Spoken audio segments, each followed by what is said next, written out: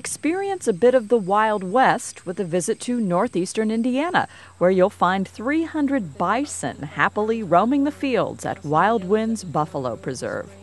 Oh, these guys are incredibly, I mean, they've got some power behind them. They can hit 35 miles per hour in 3 steps. Wow. Yeah, and they can run at that speed for over an hour without stopping.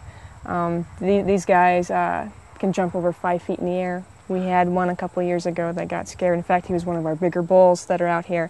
And he was standing still at the time, and he just popped right up in the air over 5 feet.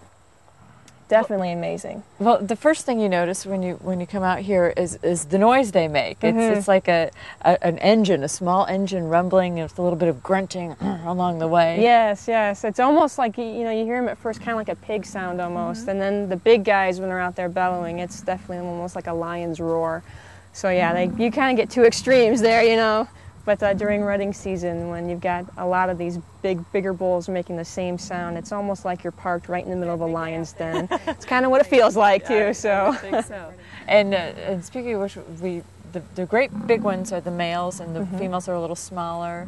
And then you have the little one that's only about 5 weeks old. About 5 weeks old, not right now. Yeah, kind of a late bloomer. I thought we were done for the season, so to speak, and.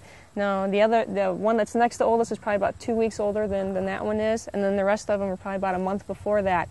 So yeah, the last 2 were kind of a surprise, but which is why we try to separate these guys in the wintertime, so we only have that one season during the year where we have all these calves. The new ones, exactly. Yeah. And they have a lot of qualities very similar to human beings. That you're telling me that you can tell the time of day by the activity that the bison are doing. Yeah, usually like certain times during the day, like noon is a really good time. They all go up to the water tanks and they'll drink. And it's the whole herd, which is something we've got almost 300 of these animals out here right now. And to see them all walk across the field right up to the water tank is quite a sight. And they travel in packs, and they kind of help each other out. I noticed a couple of them itching each other and nudging each other along. Yeah, these guys are extremely social, and they're like one big happy family. And it's when one of them's by themselves that we kind of worry a little bit. Maybe something's wrong, maybe they don't feel the greatest, or when it's time to deliver, she walks off by herself and she has the calf. So for the most part, they're all together. The bison dot the landscape surrounding the rustic lodge at Wild Winds, which is one of the most unique bed and breakfast spots in the state. The only real rule at the house is that you remove your shoes before you go inside, so make sure you wear nice socks. But I'm not going to let this stop me because it's absolutely beautiful inside. Come on in. Built from Michigan white pine, the spacious yet sparsely furnished lodge is a showcase of antiques and priceless Indian art. Now, the only real buffalo that you'll find inside the inn are these sumptuous buffalo coats that grace each one of the beds. I'm just going to take a little nap here. Don't mind me. Oh, very comfortable. Ah, serenity both inside and out. Now, outside on the veranda, you can hang out with the cats, you can enjoy the view, the peace, the quiet, and the buffalo, but in a completely different way.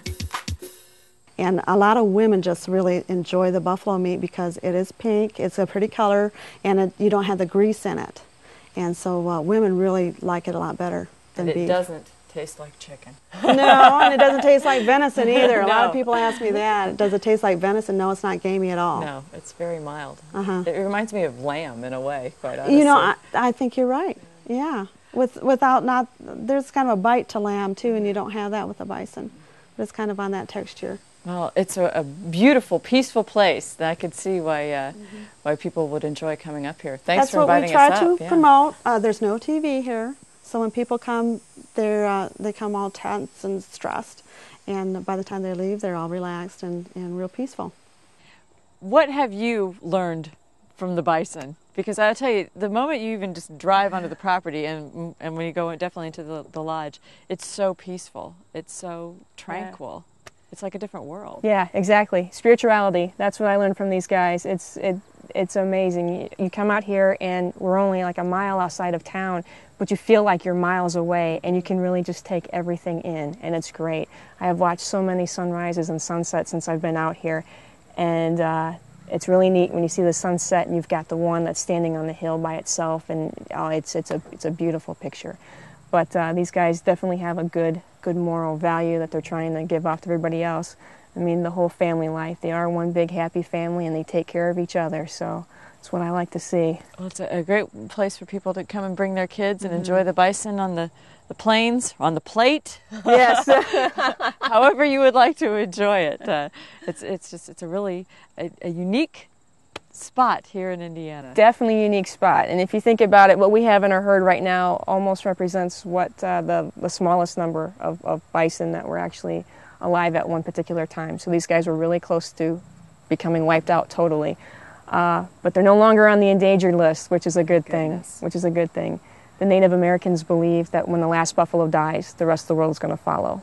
They believe this is the animal that holds everything all together. I definitely think there's something special about them. Their meat has basically no fat whatsoever. They're low in cholesterol. The only mammal that has never contracted cancer right there. So. Wow. That's saying a lot right there. Well, thank you for sharing this wonderful oasis with all of us today. Oh, yeah. That's what we try to do. Thank you. Experience the Wild Winds Buffalo Preserve by finding them on the World Wide Web at wildwindsbuffalo.com or giving them a call at 260-495-0137.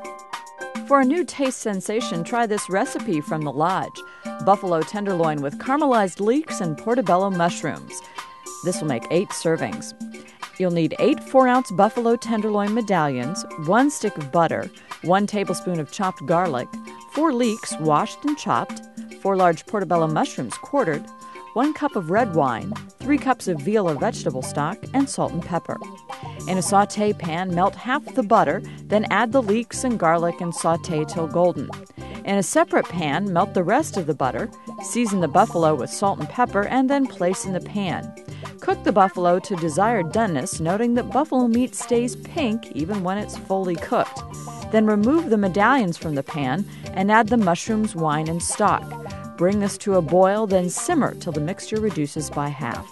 To serve, place the leeks on a plate, put the medallions on top, and pour the sauce over all. To enjoy with the buffalo tenderloin, we suggest a bottle of wine from the nearby Sadek Winery, perhaps the 2001 Syrah. It's a dry, big red wine made from grapes from the Lodi region of California, offering flavors of blackberries, cherries, and black pepper with a long, smooth finish. The Syrah was a silver medal winner at the 2002 Indy International Wine Competition.